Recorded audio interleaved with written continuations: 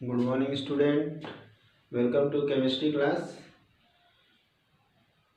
As you know that we are doing revision, and our first chapter is going on.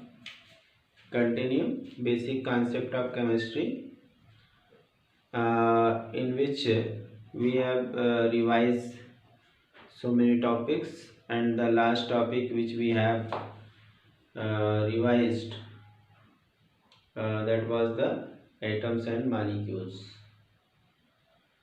Today we will see the physical quantities and their measurement. Our topic is physical quantities and their measurement. Okay. In physics you have already learned about this topic also. Once again you can see here, that is unit. First is the unit. What is the unit? What is the unit? Why we should learn about this unit? What is the importance of this unit? So what is the importance of units for our life? We know in this topic, unit is required to know the measurement, and you can say that कि अगर हमें किसी चीज़ का amount पता करना है तो बिना यूनिट के हम नहीं जान पाएंगे. सपोज कि ये एक कोई पॉट है, इसके अंदर जो है ये लिक्विड भरा है. अब ये कितना है, हाउ मच, क्या है, कितना अमाउंट है, पता नहीं. कैसे पता करेंगे? एक ये बॉक्स है, ठीक है, ये बॉक्स है, इसका वेट क्या है, कैसे पता करेंगे? इसका वेट हमें पता करना पड़ेगा. हमें जो है कि ये कोई मीटर है, ठीक है, सपोज ये एक अननोन डिस्टेंस है, ठीक है, इसकी लेंथ क्या है पता नहीं, इसकी लेंथ क्या है पता नहीं. अब इस चीज को पता कर सकते हैं तभी जबकि हमारे पास कोई एक पैरामीटर हो. बिना किसी पैरामीटर के हम ये पता नहीं कर सकते. बिना किसी पैरामीटर के हम ये चीज़ पता नहीं कर सकते. तो हमारे पास एक पैरामीटर होना चाहिए. तो किसी भी फिजिकल क्वांटिटीज़ को मेज़र करने के लिए दो चीज़ों की ज़रूरत पड़ती है. एक तो ज़रूरत होती है न्यूमेरिकल वैल्यू की, और एक ज़रूरत होती है यूनिट की. फॉर एग्जांपल हम यहाँ पे देख लेते हैं, फिर उसके बाद आगे बढ़ते हैं प्रॉपरली. जैसे ये अब यहाँ पे लिख दिया, यहाँ क्वेश्चन मार्क था, अब यहाँ हमने लिख दिया 10.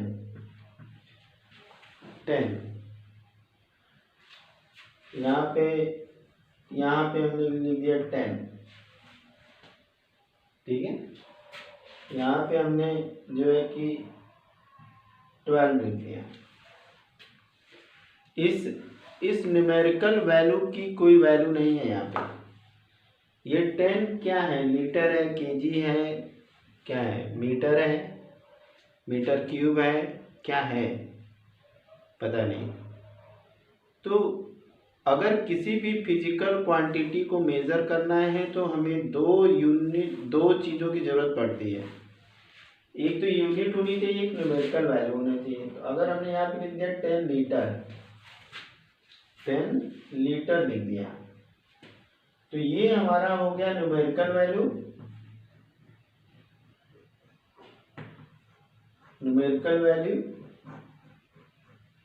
और ये हमारा हो गया यूनिट. ये यूनिट किसकी है? वॉल्यूम की. अब जाकर के बात क्लियर हुई कि इस बर्तन के अंदर क्या रखा हुआ था, कितना रखा हुआ था, ये पता लग गया. वैसे ही यहाँ पे ये वेट लिखा हुआ है मगर यहाँ कुछ नहीं लिखा है, तो कैसे जानेंगे कि ये क्या है? तो हम कहेंगे कि ये 10 kg। तो अब ये पता लग गया कि ये वेट है, इसका वेट जो है 10 kg है। तो kg क्या हो गई, यूनिट हो गई, और 10 क्या हो गया, न्यूमेरिकल वैल्यू हो गया। न्यूमेरिकल क्या हो गया, वैल्यू हो गया। और जैसे यहाँ पे हमने लिख दिया मीटर, तो अब पता ये लग गया कि इसकी लेंथ 12 मीटर है। ठीक है, तो ये हो गई न्यूमेरिकल वैल्यू और ये हो गई मीटर। इन दोनों में एक बहुत गहरा संबंध है, दोनों की जो एग्जिस्टेंस है या दोनों की वैल्यू है एक दूसरे के ऊपर डिपेंड है। कहीं लीटर लिख दिए, न्यूमेरिकल वैल्यू नहीं है, तो क्या पता लगेगा। तो किसी भी फिजिकल क्वांटिटी को मेज़र करने के लिए हमें दो चीज़ों की ज़रूरत पड़ती है। एक तो हमें यूनिट की ज़रूरत पड़ती है और एक जो है हमें न्यूमेरिकल वैल्यू की ज़रूरत पड़ती है। उस न्यूमेरिकल वैल्यू के बिना यूनिट का कोई मतलब नहीं है और यूनिट के बिना न्यूमेरिकल वैल्यू की भी कोई मतलब नहीं है। तो एक फाइनल डिसीजन ये ले लेते हैं कि अगर किसी भी फिजिकल क्वांटिटी को मेज़र करना है तो हमारे पास दो चीज़ें होनी चाहिए, एक यूनिट होनी चाहिए और एक न्यूमेरिकल वैल्यू होनी चाहिए। चलिए, तो आई होप ये बात समझ में आ गई होगी। इसको एक बार नोट कर लेते हैं। ठीक है, चलिए इसको अब हम लोग नोट कर लेते हैं। To major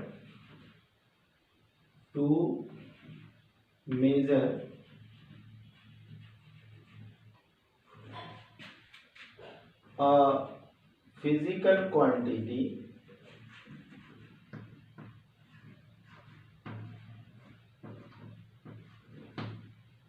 physical quantity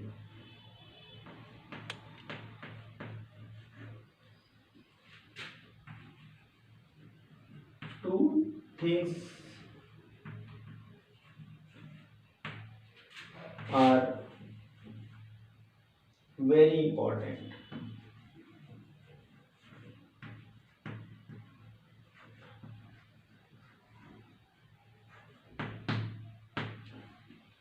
One is the unit, another is the numerical value.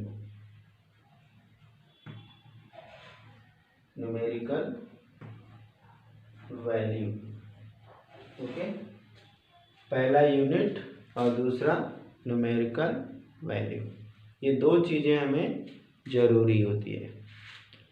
अब जो मैग्नीट्यूड ऑफ फिजिकल क्वांटिटी होता है, magnitude of physical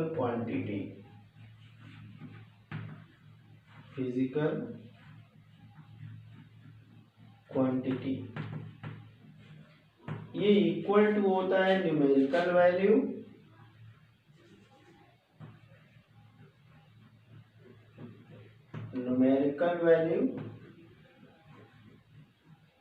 into unit. ठीक है, तो किसी भी फिजिकल क्वांटिटी का जो मैग्नीट्यूड होता है वो इक्वल टू होता है न्यूमेरिकल वैल्यू एंड यूनिट। अब जैसे फिजिकल क्वांटिटी फॉर एग्जांपल हम लिखते हैं वॉल्यूम। ठीक है, अब इस वॉल्यूम के बारे में, इस वॉल्यूम का मैग्नीट्यूड अगर कोई नहीं है, कोई वैल्यू नहीं है, तो ये वॉल्यूम का क्या मतलब है, कुछ नहीं है। तो यहाँ पे अगर हम 10 लीटर लिख दिए तो 10 हो गई न्यूमेरिकल वैल्यू और L क्या हो गया, लीटर हो गया, वॉल्यूम को बता रहे हैं। ठीक है, तो लीटर लिख दें। ठीक है, और अगर जैसे वेट है, वेट 10 kg,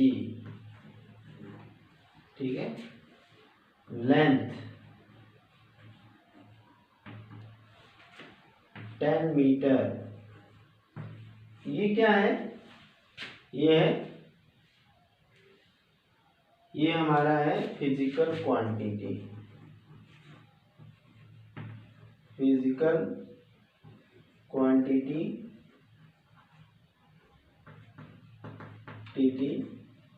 विथ मैग्नीट्यूड,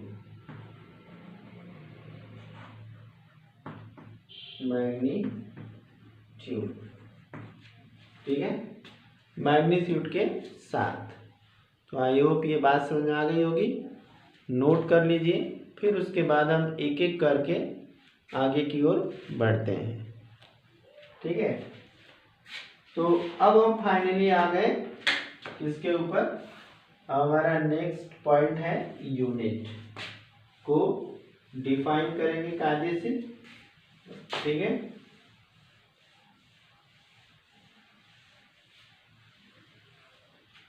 हमें यूनिट से क्या पता लगता है, it is used to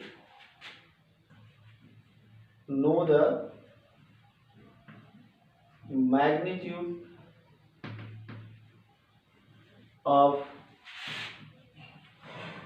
physical quantity,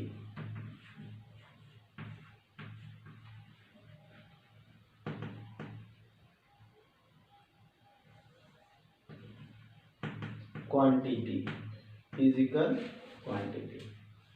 और ये जो यूनिट्स होती हैं दो तरह की होती हैं। टाइप ऑफ यूनिट की अगर बात करें, टाइप ऑफ यूनिट, यूनिट्स के टाइप क्या होते हैं। फर्स्ट हमारा है फंडामेंटल,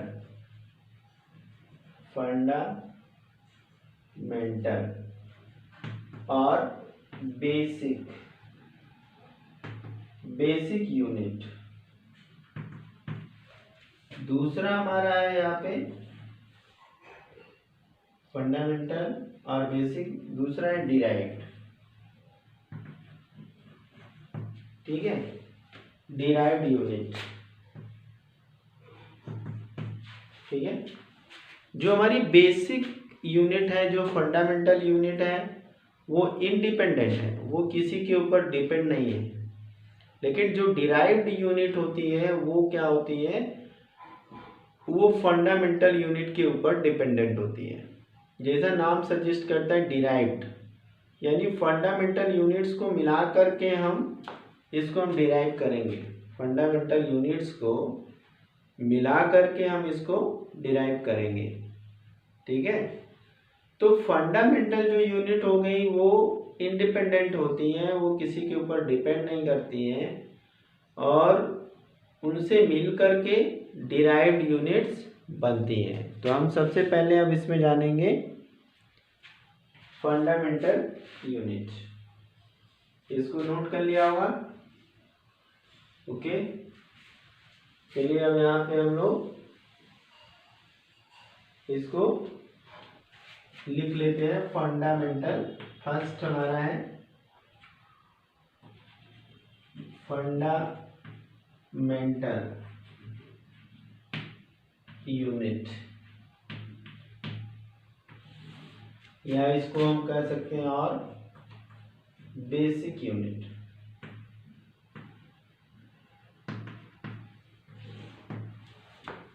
इसके बारे में एक लाइन यहाँ पे हम लिखेंगे, it is independent, it is independent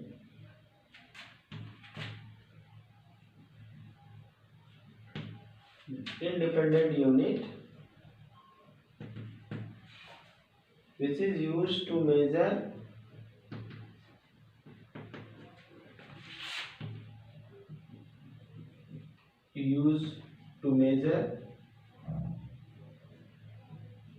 fundamental quantities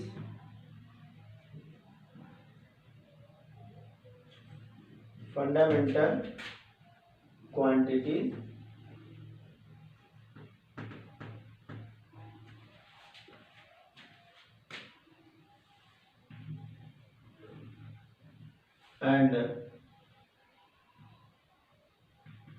also used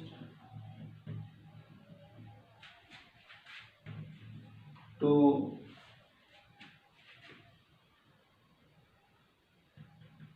unit of derived physical quantity.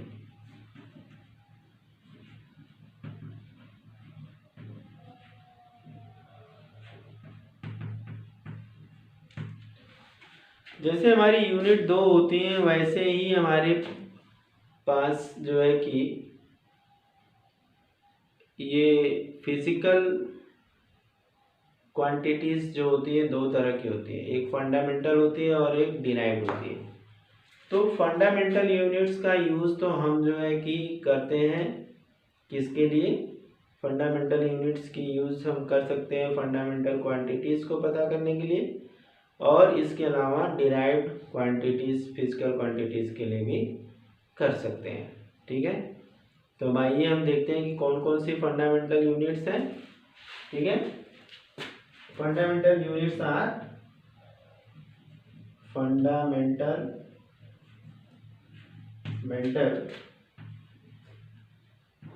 Units are कौन सी हैं।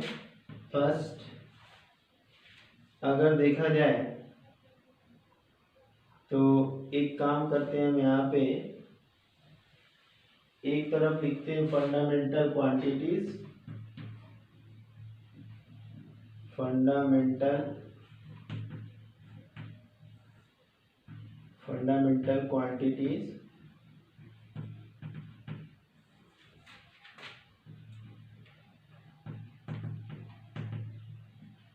और एक तरफ फंडामेंटल यूनिट।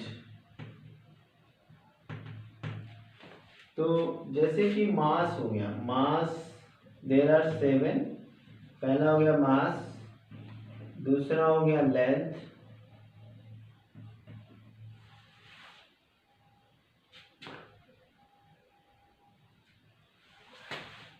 तीसरा थर्ड यहाँ पे हो गया टाइम, फोर्थ हो गया यहाँ पे टेम्परेचर,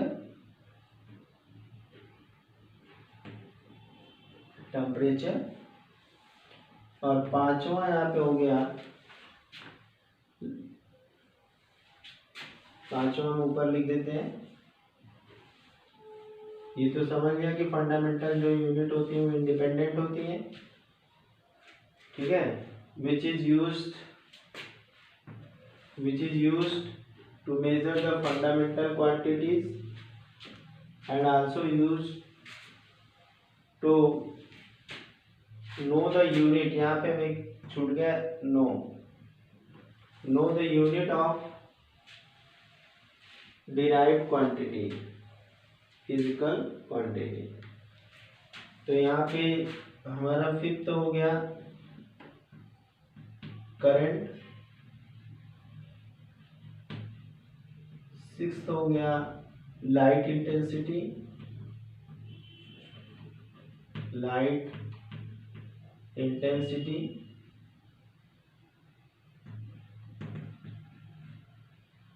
एंड सेवेंथ हो गया अमाउंट ऑफ सब्सटेंस,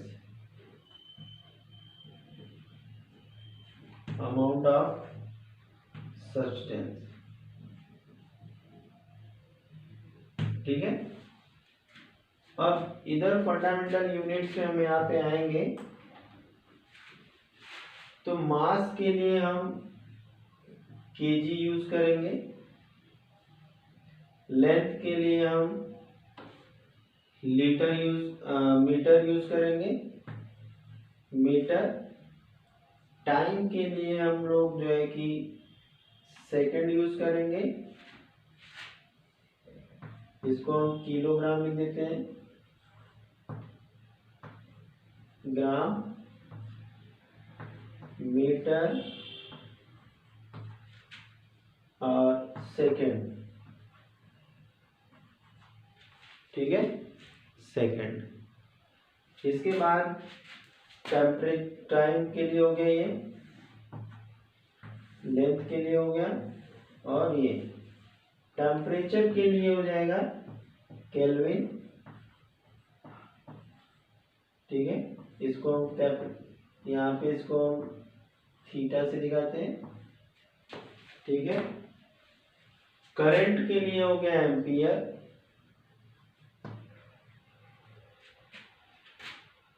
और इसको हम ए से दिखाएंगे, ठीक है। और टाइम इंटेंसिटी के लिए कैंडिला, इसको सी डी से दिखाएंगे। और अमाउंट के लिए हो गया मोल, ठीक है। इसको MOL से इसको हम दिखा देंगे। तो ये हमारी these are the 7 fundamental quantities with the fundamental unit. 7 fundamental quantities with the 7 fundamental units. Clear है?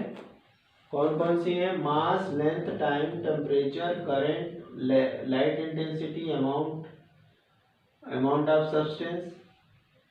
मास के लिए केजी, किलोग्राम, लेंथ के लिए मीटर, टाइम के लिए सेकेंड, टेम्परेचर के लिए केल्विन, करंट के लिए एम्पियर, लाइट इंटेंसिटी के लिए कैंडिला, अमाउंट ऑफ सब्सटेंस के लिए हम मोल यूज करते हैं। तो ये हमारी 7 independent physical quantities with the physical unit, fundamental unit के साथ है। Fundamental quantity with the fundamental unit. अब इन फंडामेंटल यूनिट्स को यूज करके हम डिराइव्ड यूनिट को पाएंगे। तो इसको नोट कर लिया, चलिए ओके। अब हम नेक्स्ट आते हैं डिराइव्ड यूनिट में।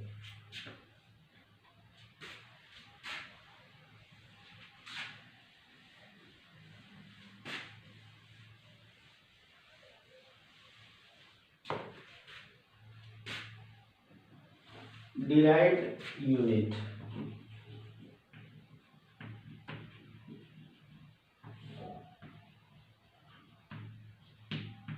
ठीक है।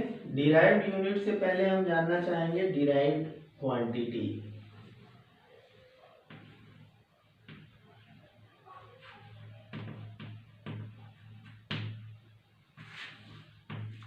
Those quantities which are derived from those physical quantities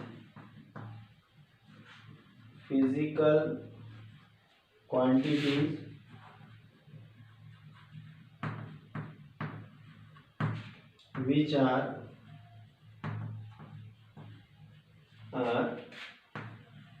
derived from fundamental quantities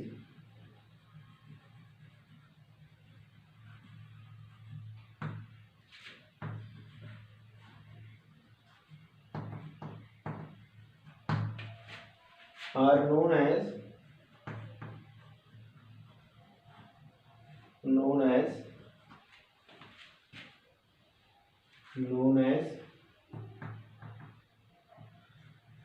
derived quantities, okay. और अगर डिराइव्ड यूनिट की बात करें, derived unit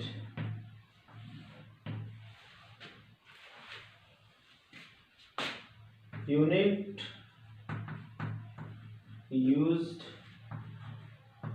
to represent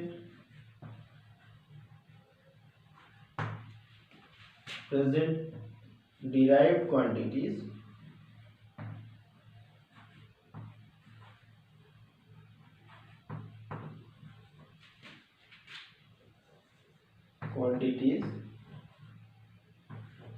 are known as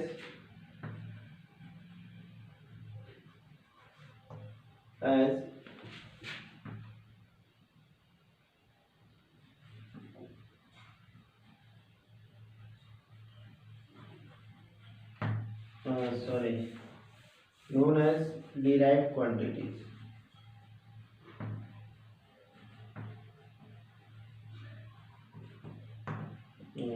derived unit, sorry derived unit. ठीक है, तो जो फिजिकल क्वांटिटीज फंडामेंटल क्वांटिटीज से डिराइव्ड होती हैं उनको डिराइव्ड क्वांटिटीज कहते हैं, ये इंडिपेंडेंट नहीं होती हैं। और डिराइव्ड क्वांटिटीज को रिप्रेजेंट करने के लिए जो यूनिट हम यूज़ करेंगे वो क्या होती है, उनको हम डिराइव्ड यूनिट कहते हैं। और ये डिपेंडेंट होती हैं on the what, fundamental units, ये फंडामेंटल यूनिट्स पे डिपेंडेंट होती है। तो अब इसको हम जान लेते हैं। अब एक तरफ हम कॉलम बनाएंगे, यहाँ पे एक तरफ लिखेंगे क्या, डिराइव्ड क्वांटिटीज, और दूसरी तरफ फंडामेंटल यूनिट्स। ठीक है,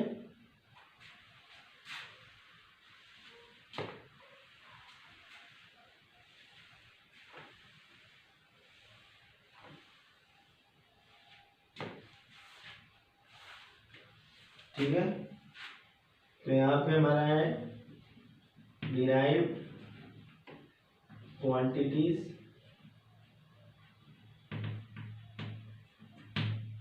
और इधर डिराइव्ड यूनिट।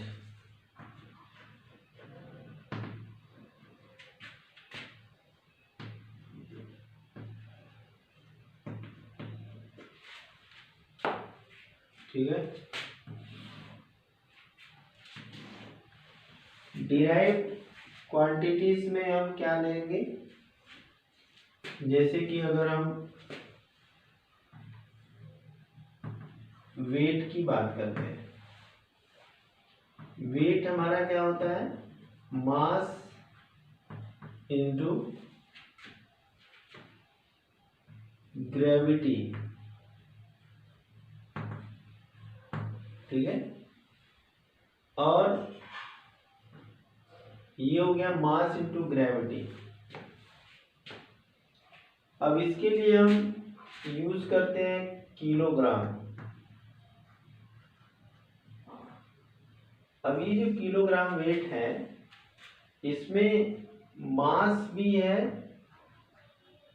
इनटू जी भी है।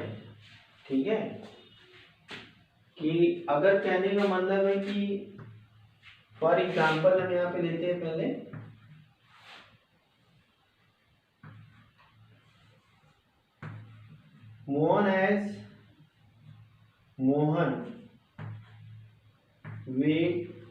Mohan's weight is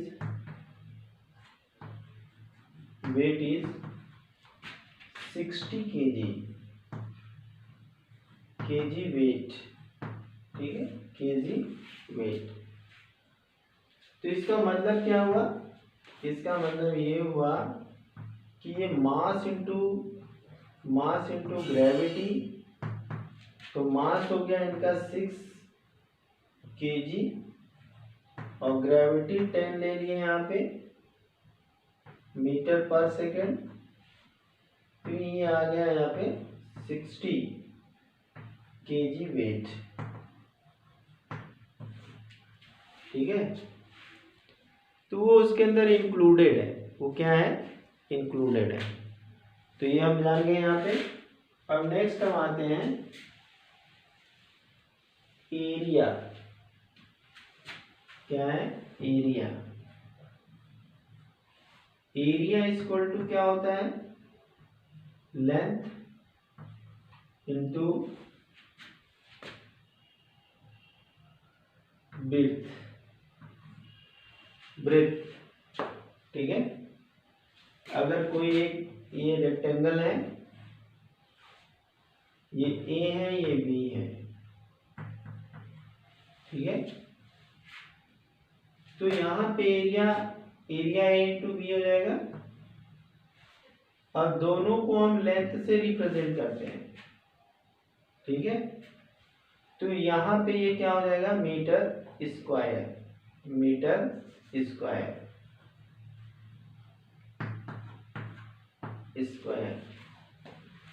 ठीक है, वॉल्यूम की बात करते हैं।